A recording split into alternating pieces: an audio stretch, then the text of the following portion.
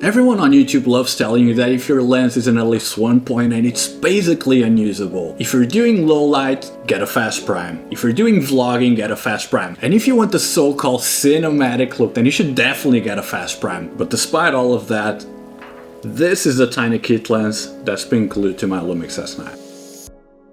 As far as I can remember, kit lenses have always had a terrible reputation. People kind of just think of them as something that comes for free in the box and you kind of just tolerate them until you can upgrade to the so-called real glass. But I think there's a deep misunderstanding behind that basically stems from people judging different gear by the wrong rules. The main issue is that most of us are not working at a Hollywood studio. We're just basically normal people trying to go about recording our lives, making some memories. So for the great majority of us, the biggest factor in shooting more isn't actually image quality, it's friction. If you're actually using the S9 the way that I personally believe it should be used, meaning no rig, with a light lens, and always with you, this lens makes a ton of sense. It's the lightest autofocusing lens in L-mount. Now one of the lightest.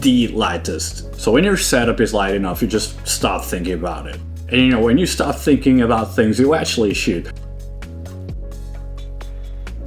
Another really cool thing about having a lightweight kit is that it's actually much easier to go places. I love hiking, I love climbing, whether indoors or outdoors, and just having a really light kit on me actually allows me to be a lot more mobile and get into some positions or situations where otherwise a heavier kit would be very limiting. Also, a really cool bonus that comes with staying light is that I think that you can actually install more useful gear on the camera. Sometimes I like installing an LED lamp on top of it, and the overall kit is still much smaller and lighter than it would be with a 2.8 zoom, and yet the lighting effect that I'm getting from the LED lamp is still much more useful than an extra stop or two of light coming from the large zoom would actually be.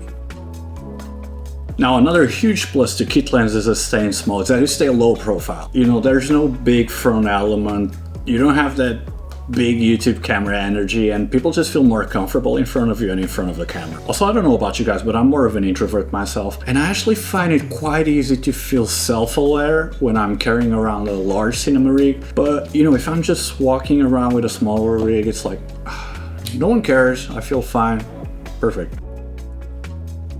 And I also feel like there's a really cool upside to going out with cheaper kit lenses that is very rarely brought up. I feel like when you're going out with really expensive gear, sometimes you just don't feel comfortable, or you just feel like you're babying it the entire time. When you're going out with a cheaper kit lens, you're like, well, I personally don't care if it gets dirty, I personally don't care if I drop it or whatever, it's not gonna be the end of the world. And it's really when you're in that low stress scenario, just point and shoot, just bringing it everywhere, that a lot of the magic happens, that you get a lot of really cool footage, and that if you had a so-called better lens, a faster lens, sharper glass, better corners, okay, the IQ would be technically better, but you probably wouldn't even be getting the shot in the first place.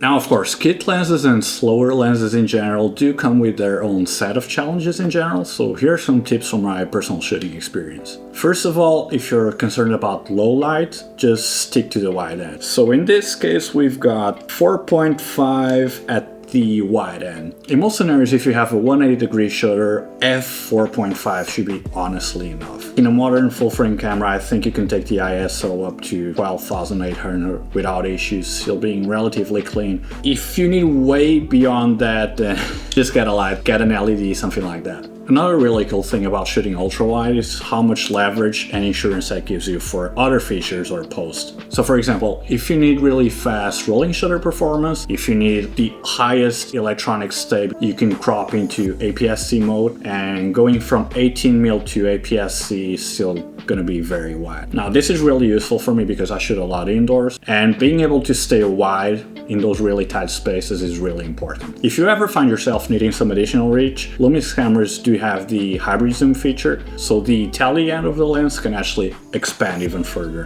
which I find more than enough for 99% of my daily shooting scenarios.